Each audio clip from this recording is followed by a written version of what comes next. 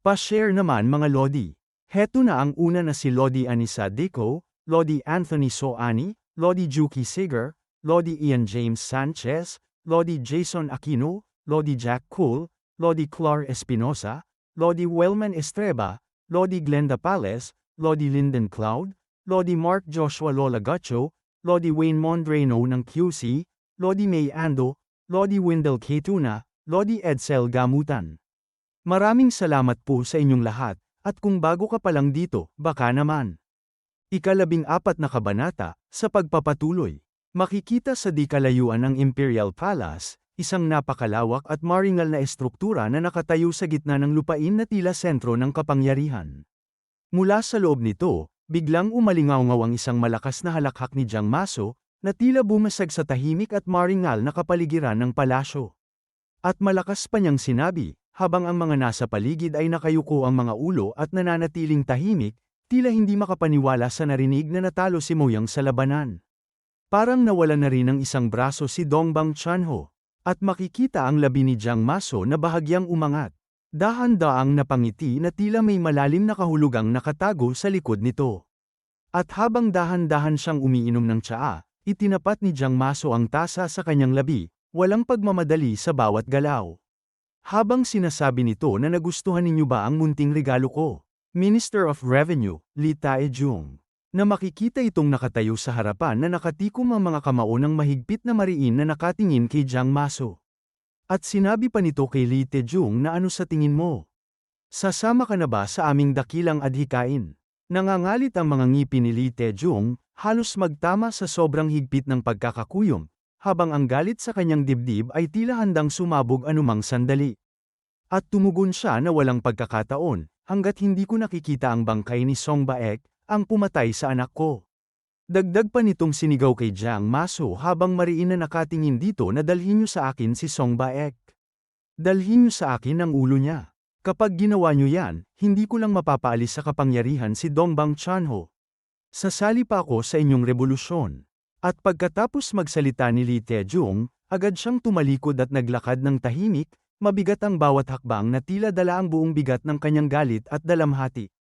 Habang tahimik na pinagmamasdan siya ni Jiang Maso na papalayo, nanatiling kalmado ang kanyang anyo. At nagsalita si Jiang Maso na mula ngayon, ang tungkulin niyo ay hanapin ang katawan ng lalaking yun, si Song Baek. Naintindihan niyo? At ang mga tao sa loob ng bulwagan ay sabay-sabay na tumugon ng may matinding paggalang, ang kanilang tinig ay umalingaw-ngaw sa malawak na espasyo na opo, aming Panginoon. At lumipat ang eksena sa lungsod na ito kung saan makikita ang mga taong naglalakad. At mula sa eksenang yon, makikita ang isang sundalo na tahimik ngunit mabigat ang kilos, habang hinahawakan ng isang mahabang sibat. Habang siya ay naglalakad, ang dulo nitong bakal ay bahagyang sumasayad sa sahig, kumikiskis at lumilikha ng mahina ngunit malinaw na tunog na umaalingaw-ngaw sa tahimik na paligid. Ang mga tao sa paligid ay napalingon sa sundalong humihila ng sibat, bakas sa kanilang mga mukha ang pagtataka at bahagyang pag-aalala. Ang tunog ng bakal na kumikiskis sa sahig ay tila lalong nagpatingkad sa bigat ng sandaling iyon, dahilan upang maputol ang normal na daloy ng paggalaw sa paligid. Ito pala ay ang ating bida. Nasa ilalim ng mabigat na katahimikan ay may madilim na ekspresyon sa mukha, bakas ang bigat ng mga alaala at desisyong pilit niyang kinakalaban sa loob. Ang kanyang paghinga ay malalim at mabigat, tila bawat hinga ay may kasamang pagod at tensyon na hindi pa rin humuhupa mula sa mga nangyari, habang ang mga tao ay patuloy na nakatingin sa kanya ng may pagtataka. Patuloy siyang naglalakad, mabigat ang bawat hakbang, habang ang mga tao sa kanyang daraanan ay unti-unting umiiwas at nagbibigay ng espasyo. Mula sa unahan makikita ang isang bahay aliwan na mataas at puno ng ilaw kung saan siya pupunta. Nang makarating siya sa harapan, bigla siyang tumigil, tila bumigat ang hangin sa paligid niya na para bang pati oras ay huminto. Dahan-dahan niyang inangat ang kanyang tingin, ang kanyang mukha ay nanatiling madilim at mabigat, bakas ang pinipigil na emosyon sa bawat paghinga niya. Sa mahinang tinig, halos para sa sarili lamang. Binitiwan niya ang mga salita na puno ng sakit at galit, nagsasaya ka matapos mo kaming traidorin, di ba? So Jongjong, na makikita siya sa harapan ng bahay aliwan puno ng ilaw nakatayo na pinagmamasdan nito. Mula sa loob ng bahay aliwan, Maririnig ang malakas at tila mapanuksong halakhak ng isang tao, kasabay ng ingay ng musika at mga nag-uusap sa paligid. Ang boses niya ay puno ng kumpiyansa at kasiyahan, tila walang anumang bigat na bumabagabag. Na sinabi pa nito na siguro, ito na ang langit, sa loob ng bahay aliwan. Sa gitna ng masiglang ilaw at maingay na kapaligiran, makikita si So Jongjong na nakasandal ng komportable, may nakapatong na babae sa kanyang hita habang masaya at walang pag-aalinlangan na tumatawa. Ang kanyang mukha ay puno ng kasiyahan at tila walang anumang iniindang problema sa mundo. Malakas pa niyang sambit, sabay halakhak na hindi ako makapaniwala na makakaranas ako ng ganitong kaligayahan sa edad na mahigit 40. Mula sa kabilang gilid ng bahay aliwan, makikita naman ang isang matandang lalaki na nakayakap sa isang babae. Tila baliwala sa kanya ang ingay at galaw sa paligid. Ang kanyang mukha ay nakangiti, puno ng kasiyahan at tila may halong pagbibiro habang mahigpit ang pagkakahawak niya. Na napasabi na 100, hindi, 1,000 beses na mas maganda ito kaysa sa loob ng palasyo. Hawak ang alak ni So Jongjong, masayang tumugon ito na syempre naman. Sa palasyo, hinding-hindi papayagan ang ganitong karangyan. Habang umiinom ng alak si So Jongjong, sinabi ng matandang lalaki sa kanya na pero ayos lang ba talaga ito? Dagdag pa nito na bahagyang napaseryoso ng mukha na ang ibig kong sabihin. Kaya ba natin itong panag-utan ng tayo-tayo lang? May nag-aalalang mukha pa ito na bahagyang napababa ng ulo na sinabi kay So Jongjong na sa totoo lang, kapag sumalakay ulit ang mga barbaro, walang paraan para mapigilan sila nating mga civil officials o mga opisyal na hindi sundalo. Ano ba ang iniisip nyo nung ipinagkatiwala nyo sila sa mga barbaro? Napangisi naman si So Jongjong nang marinig niya ang sinabi ng kanyang kasamang matandang lalaki. Itinaas ni So Jongjong ang isang daliri, at sinabi dito na nakagawa na ako ng kasunduan sa mga barbaro. Nagulat naman ito na napasabi na ano?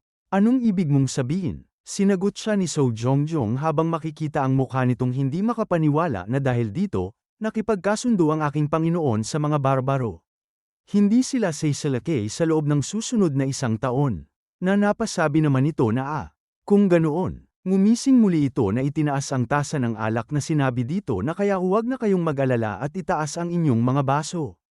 Para sa mundong naghihintay sa atin. Habang hawak ni So Jongjong ang tasa ng alak, bahagyang umalag ito sa kanyang kamay, dahilan upang kumalansang ang likido sa loob at kumalat ang amoy ng matapang na inumin sa paligid. At biglang napalingon ang lahat sa pintuan nang marinig nila ang sigaw ng nagbabantay mula sa labas na pigilan niyo siya. Sa isang iglap, nagbago ang atmosfera sa loob ng bahay aliwan. Ang mga ngiti ay napalitan ng gulat, ang tawanan ay naputol, at ang mga tao ay nagkatinginan na parang hindi sigurado kung ano ang susunod na mangyayari. Napasalubong ito ng kilay na napatanong na ano ba ang nangyayari. Mula sa pintuan, dahan-daang pumasok ang ating bida, makikita ang mahigpit niyang pagkakahawak sa sibat, at sa dulo nito ay may bakas ng dugo na tahimik na tumutulo. At agad na bumigat ang hangin sa loob ng bahay aliwan.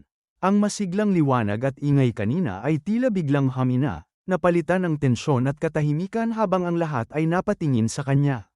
Habang sumisigaw ito ng ang lakas ng loob mong pumunta rito. Alam mo ba kung nasaan ka? Isang matalas na atake ang nagpatigil sa kanya na naputol ang leeg nito at ang isang daliri na nakaturo sa kanya. Nawala ang ulo nito sa kanyang leeg habang makikita ang ating bida ay lumiliwanag ang mga mata. Dahil sa galit ng kanyang nararamdaman. Nanlamig naman ang babaeng nasa tabi niya na nanginig ang buong katawan nang makita yon na napasabi pa ito ng pautol-utal na ang kanyang leeg. Halos matamba sa kinauupuan si So Jongjong nang masaksihan ang biglaang pangyayari. Ang kanyang kaninang kumpiyansang anyo ay agad na palitan ng takot at pagkalito. Nanlaki ang kanyang mga mata, hindi makapaniwala sa nakita niya. Habang mabagal na naglalakad palapit ang ating bida, mabigat ang bawat hakbang at bakas ang malamig na determinasyon sa kanyang mukha. Ang katahimikan sa paligid ay tila mas lalo pang humigpit habang unti-unti siyang lumalapit kay So Jongjong. Sa mababa at kontroladong tinig, may halong bigat ng emosyon, binitiwan niya ang mga salitang bakit mo to ginawa, So Jongjong. Sa malakas ngunit malamig na tono, nagsalita si So Jongjong habang ang mukha ng ating bida ay nananatiling walang bakas ng emosyon, parang isang taong sanay na sa ganitong uri ng sitwasyon. Ikaw ay si Hindi niya na ituloy ang kanyang sasabihin, biglang naputol na parabang may ibang iniisip na mas mahalaga kaysa sa pagkakakilanlan ng kaharap niya. Muli siyang nagsalita, mas malakas na ngayon ang boses, "Teka, alam mo ba kung anong mangyayari kapag pinatay mo ako?" Itinaas ng ating bida ang kanyang sandata, mabigat ang kanyang tingin habang nakapako kay So Jongjong. Sa mababang tinig, malamig ngunit kontrolado, sinabi niya, "Huwag kang mag-alala." Bahagyang humigpit ang kanyang hawak sa sandata habang dahan-dahan niyang idinagdag, "Isusunod ko na sa iyo ang hayop na unit na yan sa likuran mo mamaya." At makikita ang anino ng paghampas niya ng kanyang sandata sa ulo nito na agad na tumalsik. At makikita ang mga tao sa labas ng bahay aliwan na naglalakad, tila hindi alintana ang bigat ng nangyayari sa loob. May ilan na nagkukumpulan at nag-uusap ng mahina, habang ang iba ay patuloy lang sa kanilang paglalakad. At makikita rin ang mga ito na may kanya-kanyang babae na akbay. Na sinasabi pa ng babae sa lalaking hawak siya na manatili muna kayo at makipaglaro pa ng kaunti, Ginoo. Agad namang tumugon ang lalaki na sige ba? At sabay-sabay na napalingon ang mga tao sa gilid, bakas sa kanilang mga mukha ang pagtataka at bahagyang pagkalito. At sa gitna ng katahimikan, makikita ang isang paa na dahan-daang humakbang papalapit. At agad na napasabi ang lalaking ito na bakit narito ang isang sundalong dapat ay nakatalaga sa hangganan. At makikita ang mga sundalong ito na maayos at sabay-sabay na naglalakad sa malaking daanan. Ang kanilang mga hakbang ay disiplinado at mabigat sa presensya. At mula sa likod ng hanay ng mga sundalo, isang sundalo ang sinabi ng seryoso, at puno ng bigat ng inaasahan. Heto na yun. At sa unahan, unti-unting bumungad ang Eternal Peace Pavilion. At sinabi nito habang nakapikit na binabati ko ang kagalang-galang na Ginoo. Ito pala ang Eternal Peace Clan leader na si Puljong. At mula sa likod ng Eternal Peace Pavilion, sabay-sabay na maririnig ang mga tinig ng mga babae, malinaw at magkakasabay. Na binabati ko po kayo, Ginoo. Sumagot naman si Commander Jong Il-guan of the Ten Shadows Brigade na Ho-Ho. Kilala mo ba kung sino ako? Bahagyang ibinaba nito ang ulo na nakapikit na sinabi na ang katanyagan ng Ten Shadows Brigade ay kilalang kilala sa bayang ito, kaya paanong hindi ko kayo makikilala? At sinabi pa ng Eternal Peace Clan leader sa kanya na ihahatid ko kayo kay Master Song. Dito po tayo. Nagulat ang mga naroroon nang mabilis na humakbang si Commander Jong Il-guan pasulong kay Eternal Peace Clan leader. Na si Puljong, sa isang kontrolado ngunit mariing kilos, inilapit niya ang kanyang mukha dito na ikinagulat niya. At nakangiting sinabi sa kanya ni Commander Jong Il-guan na kakaunti lang ang nakakaalam sa tunay na pagkatao ko. Dagdag pa niya habang humahakbang na isa ka lang na courtesan, pero mukhang marami kang alam. Dagdag pa niya habang naglalakad na babalik ako. Kapag naayos na ang usaping ito, nakatingin naman sa kanya si Puljong at sinabi sa kanyang isip na Jong Il. Isang lalaking umakyat sa posisyon bilang commander ng Ten Shadows Brigade sa edad na 30 pa lang. Kilala sa kanyang matapang na karakter, pero isa siyang matalinong sora o sharp fox. Kailangan kong mag-ingat, sabay ngiti na makikita ang kanyang labi. At makikita na nagpatuloy sa paglalakad si Commander Jong Il-guan. At nang makapasok na siya sa silid, nakita niya ang mga walang buhay na pinaslang ng ating bida na wala ng ulo. Na napasabi pa siya habang nakatingin sa mga ito na naku naman.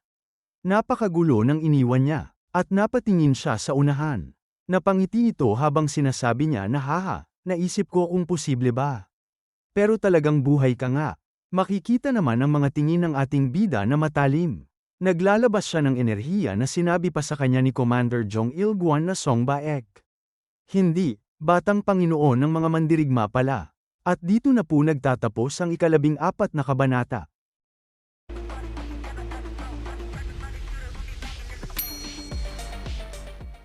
Ika-15 kabanata, sa pagpapatuloy.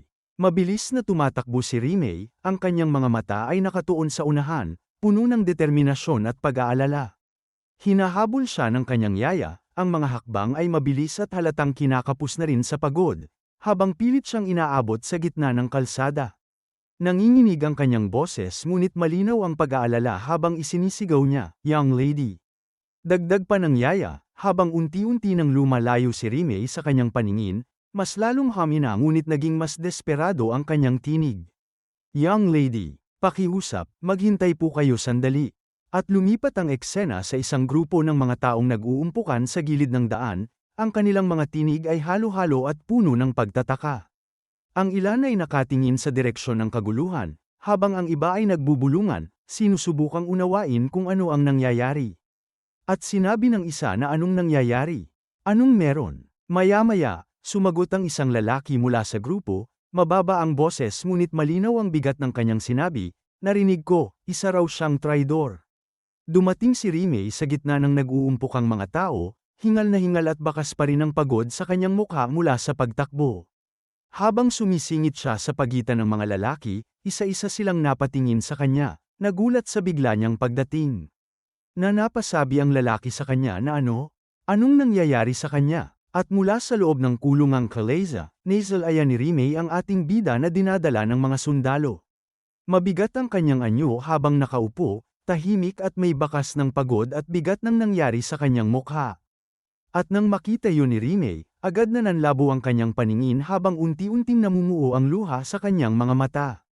Hindi niya napigilan ang emosyon, at sa isang iglap ay pamatak ang kanyang mga luha, sunod-sunod na bumabagsak habang nakatitig siya sa kalesang papalayo. At napasabi siya na buhay ka, Songga, at pagkatapos, makikita na agad na napatayo si Lee Taejong. At naiinis niyang sinabi kay Jiang Maso na anong dahilan at hindi. Sinagot siya ni Jiang Maso na tahimik na nakatingin dito na hindi ito ang tamang oras para patayin si Song Baek. Naiinis na muling sinabi sa kanya ni Lee Taejong na anong ibig mong sabihin. Makikita ang mga ngipin nitong nangangalit na sinabi pa sa kanya ni Jiang Maso na siya ang kaisa-isang nakaligtas sa nakaraang labanan laban sa hukbong Mongolian, at lahat ng mata ay nakatuon sa kanya. Dagdag pa niya habang mabilis na bumaling si Lee Taejong na bukod pa riyan. Magkakaroon ng malawakang investigasyon kung bakit niya pinatay si So Jongjong, kaya dapat muna tayong maghintay. Tumigil ito sa paglalakad at lumingon na sinabi kay Jiang Maso na naiintindihan ko ang punto mo. Dagdag pa nito na asikasuhin mo ang mga gawain mo, at aasikasuhin ko ang sa akin. Habang unti-unting papaalis si Lee Taejong, mabigat ang bawat hakbang niya na tila dala pa rin ang bigat ng kanyang pasya. Hindi siya lumingon, tuloy-tuloy lamang sa paglalakad habang lumalayo sa silid. Sa kanyang likuran, tahimik lamang na pinagmamasdan siya ni Jiang Maso. At pagkalabas ni Lee Taejong ng pintuan, sandaling nanatiling nakatingin si Jiang Maso sa direksyon kung saan ito nawala. Bahagyang kumunat ang kanyang noo, at sa mababang tinig na tila para sa sarili lamang ay sinabi niya, napakahangal. Kung maghihintay ka lang ng kaunti pa, makukuha mo rin ang gusto mo. Mariin itong nakatingin sa direksyon ng paglabas ni Lee Taejong, habang ang katahimikan ng bulwagan ay muling bumabalot sa paligid niya. Sa kanyang isipan, mabigat at maingat ang pag-ikot ng mga kaisipan, parang isa-isang binubuo ang mas malawak na larawan ng nangyayari. At sinabi sa isip na Captain Jong Il-guan, isang lalaking walang kinakasapi ang pangkat ang nagbalik kay Song Baek, na siyang pumatay sa kanyang nakakataas.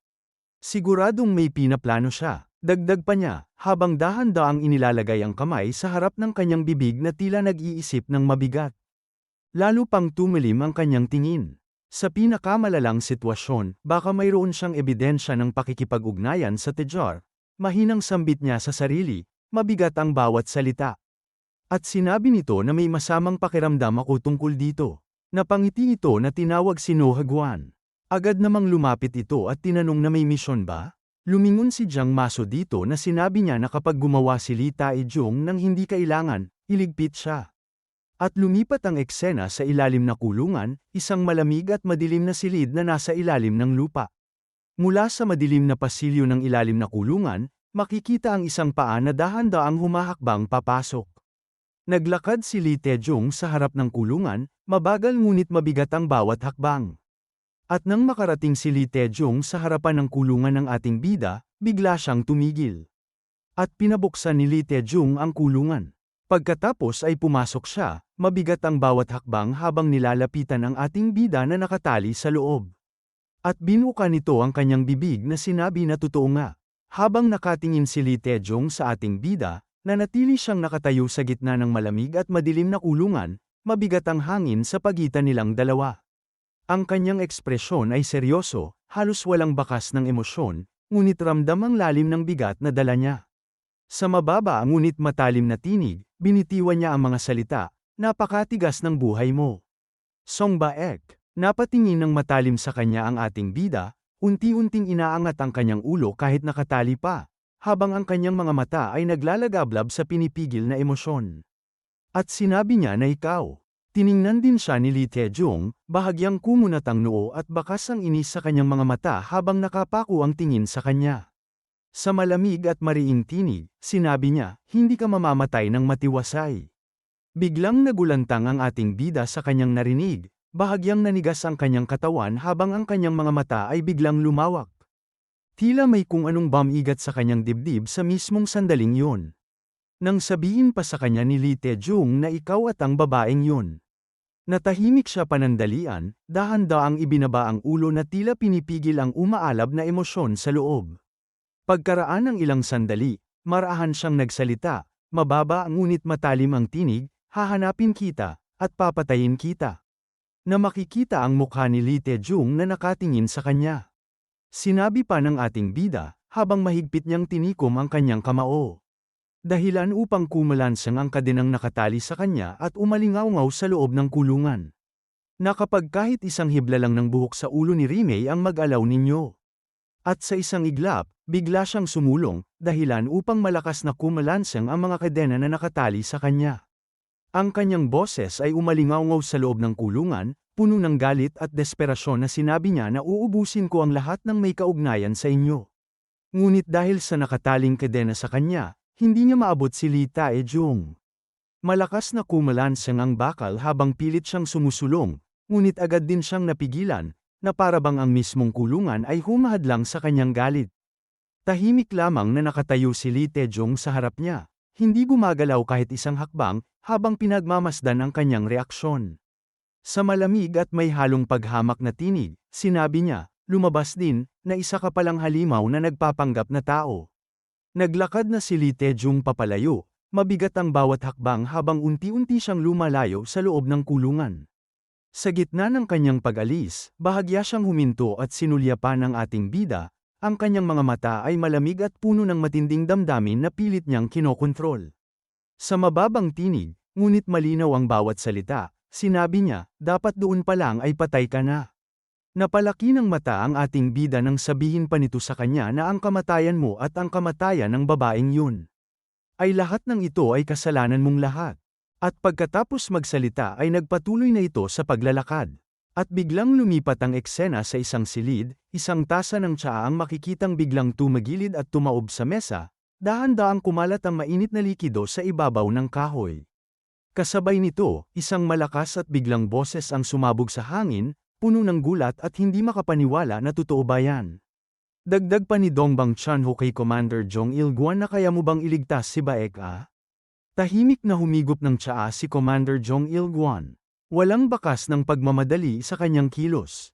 Ang tasa ay maingat niyang itinaas sa kanyang labi, at sa bawat higop ay tila mas lalo niyang kinokontrol ang sarili niyang emosyon. At pagkatapos, ay dahan-dahan niya itong ibinaba na tumugon na oo, kaya ko siyang iligtas. Sinabi pa sa kanya ni Commander Jong Il-guan na ngunit may mga kondisyon. Nagtatakang tumugon sa kanya si Dongbang Chanho na mga kondisyon.